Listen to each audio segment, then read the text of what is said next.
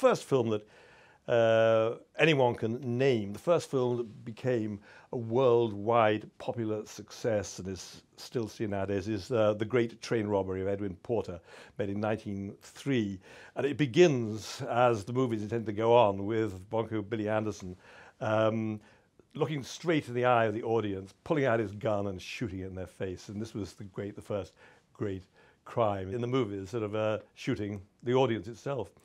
But that was a silent film, and it took really 25 years to go by before the crime film really came into its own, which was with the coming of sound, when you had the tough, hard-boiled dialogue, you had the screeching of tires, a fist crunching into a face, a bullet fired, machine gun fire. And this created the first great series of sound crime films, the Gangster movie, which made stars of Edward G. Robinson and Jimmy Cagney in films like The Public Enemy, Scarface. They were films in which they were tragic heroes.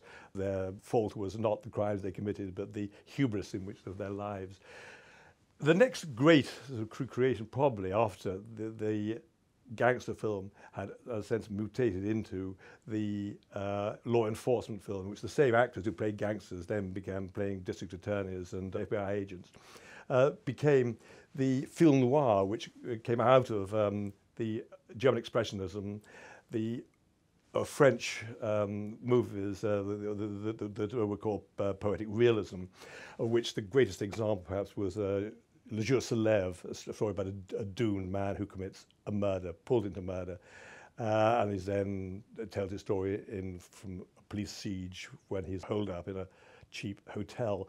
This was developed into what became known as the film noir, which were mostly directed by, or the best ones were directed by European movie makers, a lot of them coming from Germany.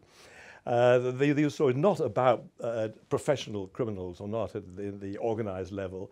They were, or necessarily lawmen. They were about people who were drifted into crime through fate or bad luck or accident or greed or the general weakness.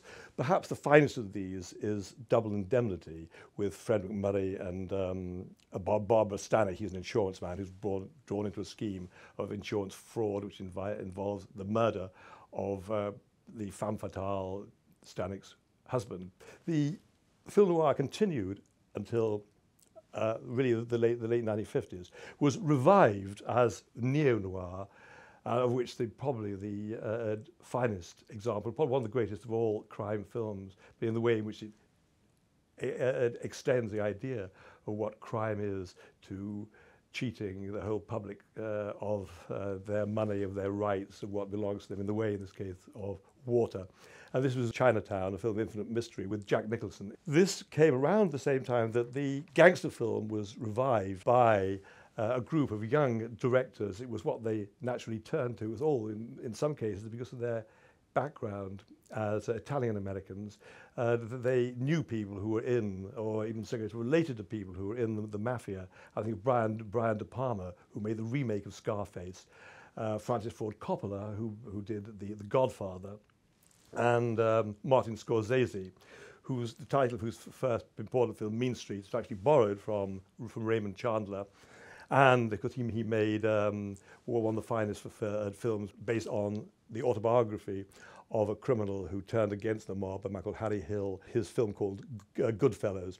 We have also in Europe, and specifically I might say in England, the influence of gangster films coming into our country, in particular, say, with Michael Caine from the early 70s, in Get Carter, as a London gangster going up north to investigate the death of his brother. A couple of years later, we also had, in The Long Good Friday, Bob Hoskins truly making his name, and then subsequently being offered roles as gangsters in America, playing this Cockney gangster who is trying to get his hands on the development of Dockland. And here again, it was quite consciously developed as a British version of Edward G. Robinson. But there was also a rather important playback from Europe into the American gangster film, or the American crime film, which gave it an important sort of renewal stylistically in the 1960s, when Bonnie and Clyde was written by Robert Benton and his collaborator David Newman as a film, a gangster film in the style of the French New Wave. And initially they asked Truffaut and then Godard to direct it. It was a film that was first castigated by the first wave of critics after having attacked it when it was shown at Montreal, or before its American opening in Time magazine. There was, 3 months later, there was a cover story about the brilliance of the film, with even given an especially designed Time cover by Robert Rauschenberg. And the other film was John Boorman's Point Blank, which took a normal American revenge story of the style of Alain Resnais, his use of time and space, which broke up, and you're never quite sure whether you were seeing things in the right order. And of course, it eventually dawns on you at the end of the film that the journey that is taken in the course of the film, this revenge journey by Lee Marvin, which begins in Alcatraz Island, the deserted Alcatraz in San Francisco, and ends up there via Los Angeles. We realize, in fact, that this whole film is a dream, something that's going on in his mind in the last few seconds as he is dying in Alcatraz.